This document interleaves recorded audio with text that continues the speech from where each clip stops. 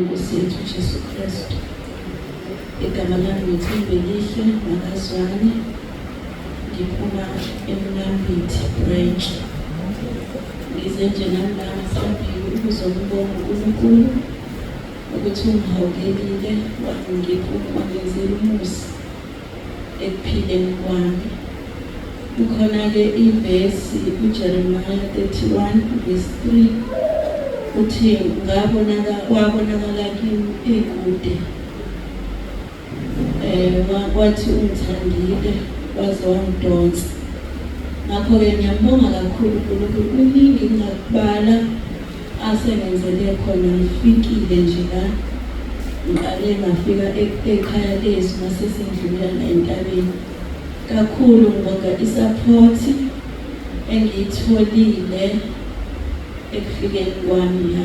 Kuningi umuntu uma efikile la asupportwa ngakho.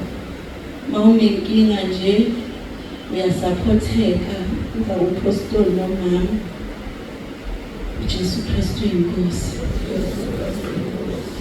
Angazi kuningi, angazi ngingaqala ngithini. Uzathi uPawuli makabonge uNkulunkulu osiholela njalo odwendweni lokuqoba. Nami ngiyambonga kakhulu uNkulunkulu ukuthi ungenzelile umusa. Akangathanda ukuthi ngitholakale sengishona noma ngidlule emhlabeni ngazanana naye. Mangisafika la entabeni yendlu kaJehova ngiyabonela noma ekhaya lethu, ngafunda ukuthi uma ngabe uNkulunkulu noma kuba umpostoli ethi akungene ubukhosini suke kungasiye yena. But the first time wamemezela umkhosi, angisakhumbula ukuthi umkhosi wayenzuke ingadi. But-ke waqondana nefanshini esasuka nayo emsebenzini. Ayike masa esayimemezela ngathi hayi ngizoba right, ngizoxolisa emsebenzini. Mayisondela iy'nsuku ngathi hayi kwabuye ukuthi hayi ngeke. Kodwa manje nami ngathi sengi-too much, sengingakhulu nje impela. Yini inkinga? Ngoba asikho isona engisidlile. So-ke ngathi hayi ngizohamba. Ngathi nje mase ngiqedile ukunquma kahle yonke into, ngasenda kuba umpostoli ukuthi hayi baba ngathi ngeke ngikhona.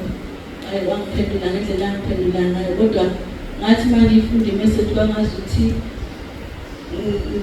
ngizwa ubuhlungu, kunobuhlungu ngale nkathi engiphendula. Ngathi nje mangithi ngiyalala zamhlasela. Unyalo mangisazolala kwangazi ukuthi umoya kaNkulunkulu awusekho kimi. Ngathi hayi kodwa kunandaba ngoba sengishilo.